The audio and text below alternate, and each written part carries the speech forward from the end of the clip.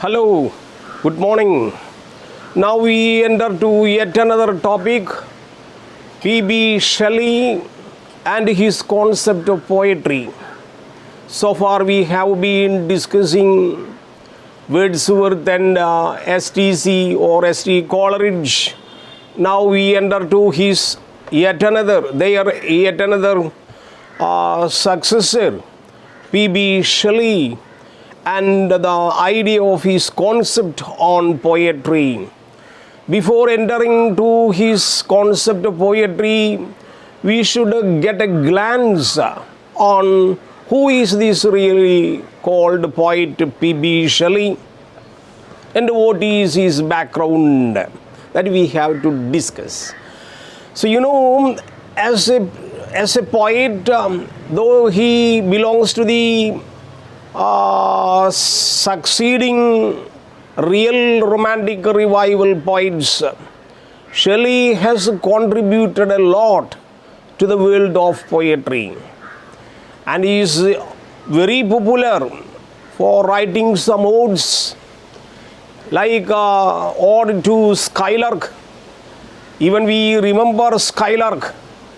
Just like his concept on poetry, Skylark is real, a bird which sings very beautiful songs. He utters there, if winter be here, can spring be far away? If you feel lot of sorrows, and what Shakespeare says, when sorrows come, they come like not a single spice, but like battalions. In the same way, Shelley says, if winter be here, if you are sorrow here, now you feel sadness. Don't think one day or yet another day you will get very happiness. So if winter be here, can spring be far away? He says. So Shelley has somewhat a very outstanding attitude to the nature, like Wordsworth and S.T. Coleridge. And when he was a child, he was very fond of devilish stories related to fantasy and so many stories of spirits. It is written. So his father, in the biography says, his father, one Mr. Timothy, his name Timothy, all right, he wanted his child to be a scholar from the beginning. When he was admitted in the elementary grammar school, father thought to make him a scholar in future. And for this attempt, he had been given the best education possible from the beginning.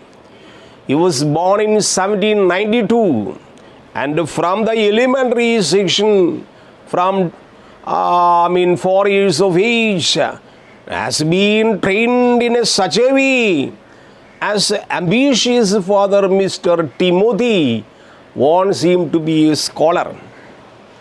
He was, his father was full of hopes of making a good and a gentleman scholar. It is written by a critic on Shelley. His father is full of hopes, making his child a scholar.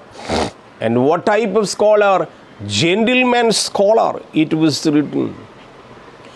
When he was 12 years old, he went to a city called Eton. Here, all children in the school called him Mad Shelley, because his thoughts are always very related to frenzy, imagination. So he was always thinking about how this mankind to be cherished. So when he was a student in the school, even students, his own friends called him mad Shelley, like when he was in 18 years old, he went to Oxford University for education and published some types of small childish poems along with his sister. And he had a good friend in the University of Oxford. His name is Geoffrey Hogue. You write down Geoffrey Hogue. He was a friend. Along with him, all right, Shelley brought out certain pamphlets. And you know, it is in the biography written, all right, this Geoffrey Hogue, all right, prompted him, or better to say, both these guys, they wrote a particular treatise in the college campus, which made to authorities expelled both of them from the college. It was the necessity of atheism. You know, atheism, we do not, non-belief of God. They stood for, the group of atheism, and they published a booklet, what is called The Necessity of Atheism, which resulted, both of them were expelled from the college. And Timothy, Shelley's father, was very much concerned about it. And he also expelled him from the house. It is written in the biography, because during this time, almost 18th century later part, 19th century beginning, atheism, non-belief in God, was considered to be a very crime in the Christian families. So, with no other way, Timothy estranged him from his house, and he had to face his life alone in the course of time. It was an estrangement. Financially, he became very weak, was envious to his friends. In 1811, that is the personal, somewhat related story. In 1811, he fell in love with a girl, and with this girl he eloped from the country to another. This girl's name is Harriet Westbrook. Harriet Westbrook. All right. After 2 years of their life, then they married together in 1814. 1811, they met and they began to lead a life, and after 2 years, they married in 1814. But immediately after marriage of 2 months, this Shelley, all right, was also attracted by another lady whose name is Mary Godwin. You write down these names, not that much important, but still you keep, just like an idea about history or biography of P.B. Shelley. And he was even attracted by another lady. Her name is Mary Godwin. Understanding their relation in another way, this Harriet Westbrook committed suicide. So during the last days of life, he says in the biography, he was leading a life in exile in 1815. So 1811, 1814, then 1815, he published an essay on Christianity. An essay on Christianity. In 1817, after 2 years, he wrote a beautiful poem, Rosalind and Helen. It is a famous poem, Rosalind and Helen. Then after 2 years more, 1819, his very popular work, Prometheus Unbound. A poem, Prometheus Unbound. Second one, ode to west wind. Very important point. So once you talk somewhere related to P.B. Shelley, you have to keep in this mind which all the primary steps in which he was forced to live in this world, and during the years of time what all the steps he had taken to publish his work, and which are his most popular work, that you have to keep in mind. So this Prometheus Unbound 1819, the same year he wrote Ode to West Wind and Ode to Skylark. So Ode to Skylark, very famous poem. Probably you will have to study in the future in PG courses. West Wind and Prometheus Unbound, inevitable course of time, you have to no other way but to study. 1821 is yet another famous classic work, defense of poetry, related to concept of poetry, related to function of poetry, related to theory of poetry. All these are collaborated in particular nature, written in this treatise, what is called a critical work on poetry, that is called Defense of Poetry, where we find his concept of poetry. And this concept of poetry is our topic to be dealt with. What is the theory?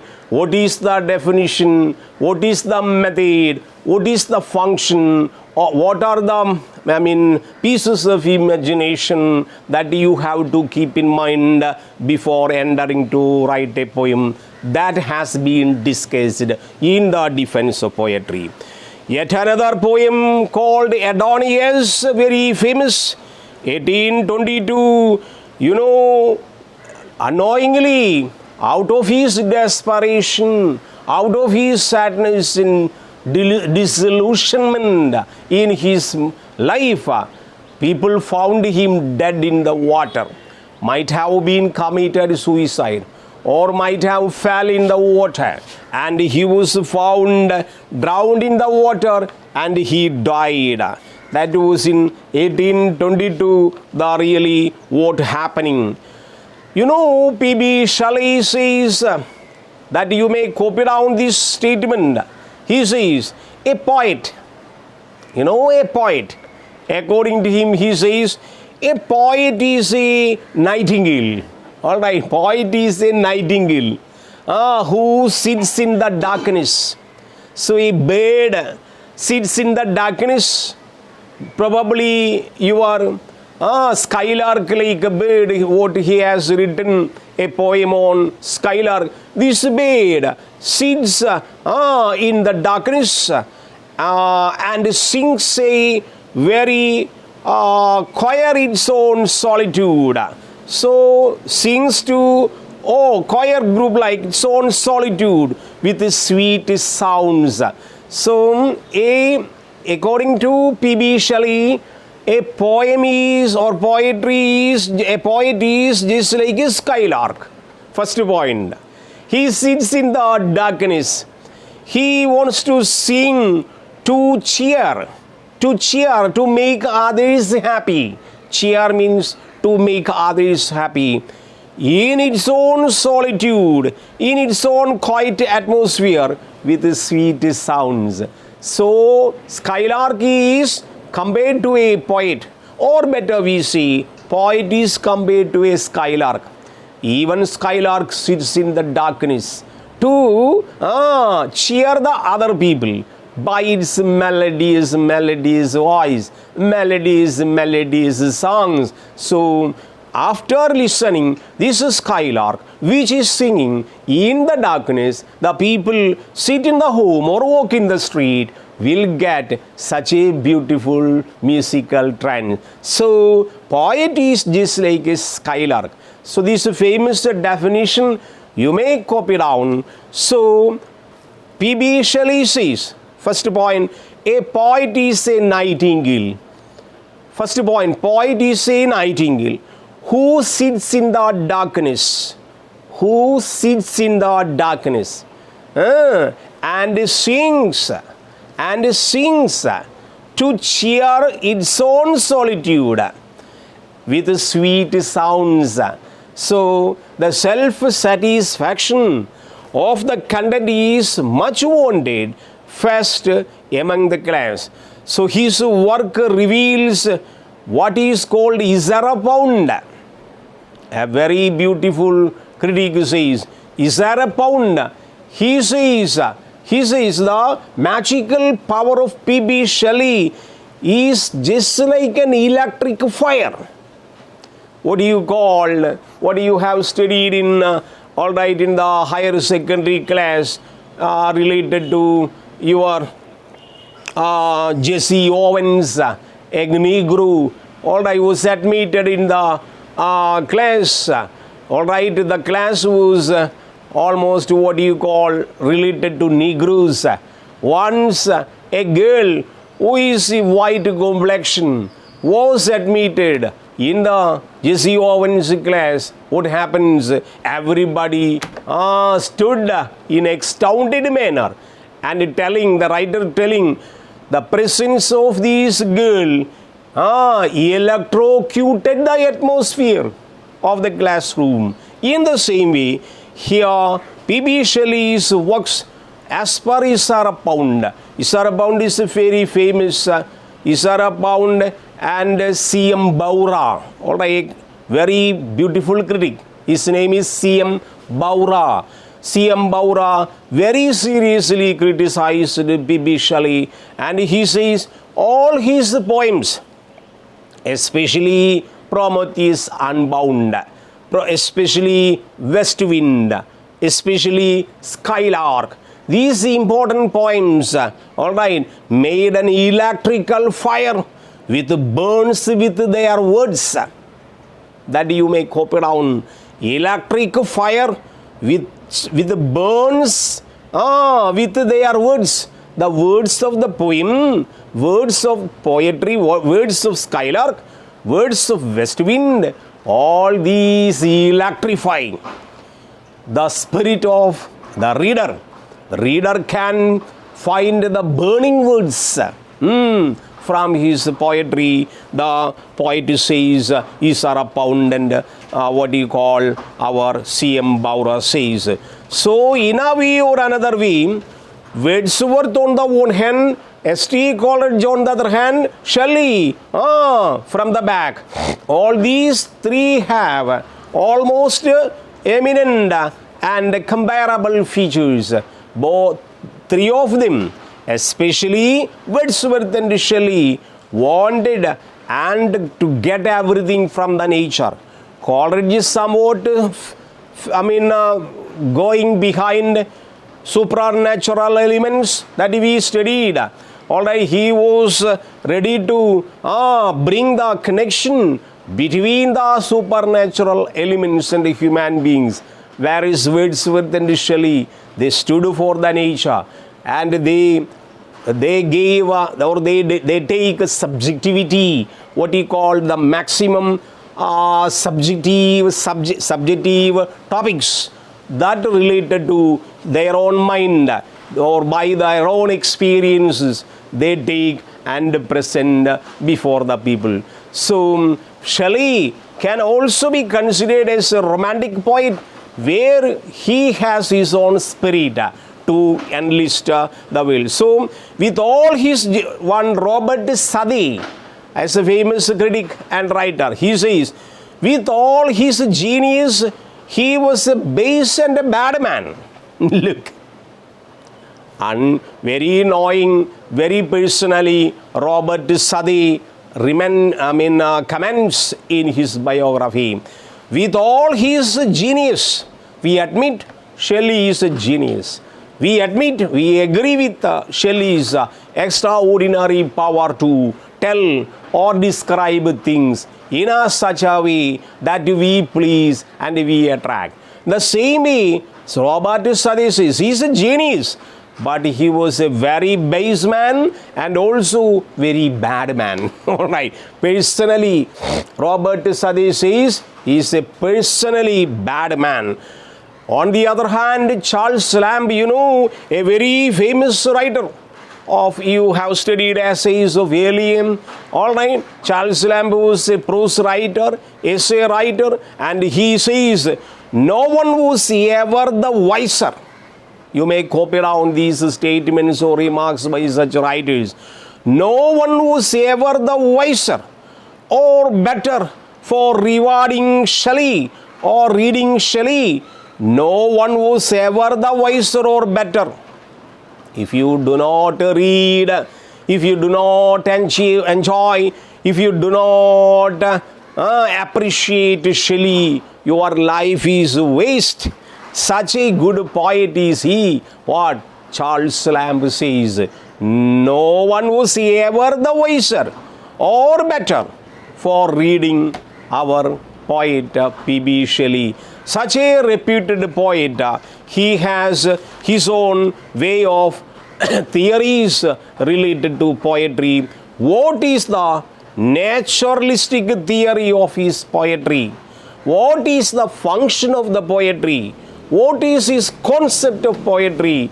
All these are to be developed and to be extracted from his defense of poetry. That is our motto in the syllabus. It is given only a topic, P.B. Shelley, concept of poetry. Concept may be related to the theory of the poetry, the related to the function of the poetry, then what is called, they are techniques, how diction can be done. This area we will be dealing with in another class. Till that moment, very, very goodbye. Thank you.